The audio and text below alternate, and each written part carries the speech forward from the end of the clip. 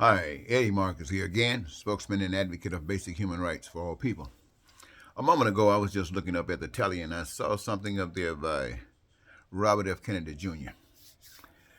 Something has been bothering me, indicating that this young man, for some strange reason, wants America to consider him for President of the United States of America.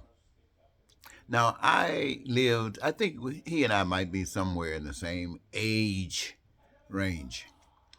I lived a time doing his uncle when everybody loved his uncle. Loved him because he gave us an impression that he had something to offer.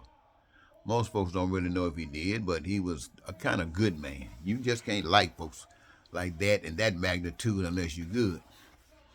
And we found out later that your dad had a pretty good mindset too, and we kind of said that's the Kennedy gang. The Kennedy gang. Your other uncle, well, you know, he had to go through his situations, but I'd like to say he probably was a Kennedy. He probably were not one of the baddest, ugliest, what I mean by ugly, evil. What I mean by evil, things that, policies that, when enacted, would cause pain and suffering to the masses or people who didn't need it. And now I look at you with your hands up like this.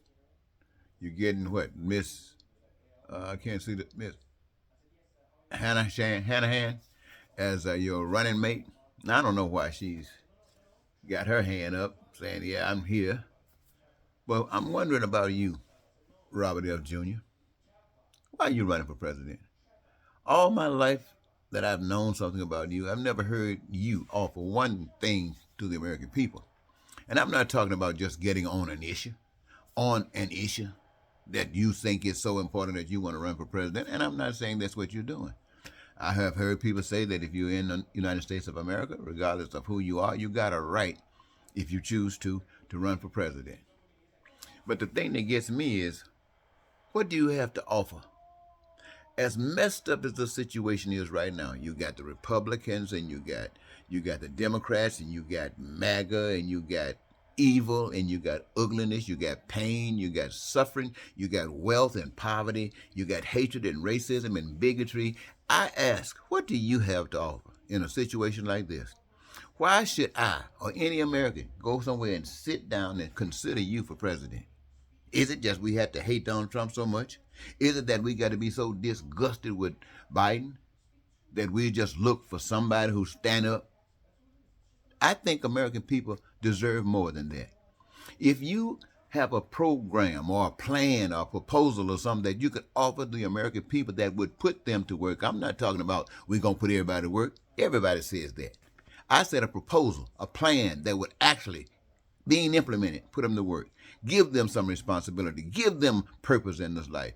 If you had something like that, that right there would be a grand station. Because if you put people to work in participating in the process of the life that they're living, then that's a grand thing. That could lead to so many other wonderful things when people got a niche. But what do you have to offer them? What are you offering them? What are you offering me? As I sit up there and look at you, man, I'm wondering. You know, I would recommend that, based upon what I know about you right now, that you go sit down like people gonna sit Trump down. Not knocking you, bro. I'm just saying that as far as I can see, I wouldn't vote for you. Yet. Maybe you got something coming that will allow me to make that decision in a positive note. But nah, bro. Nah, I think you should go sit down.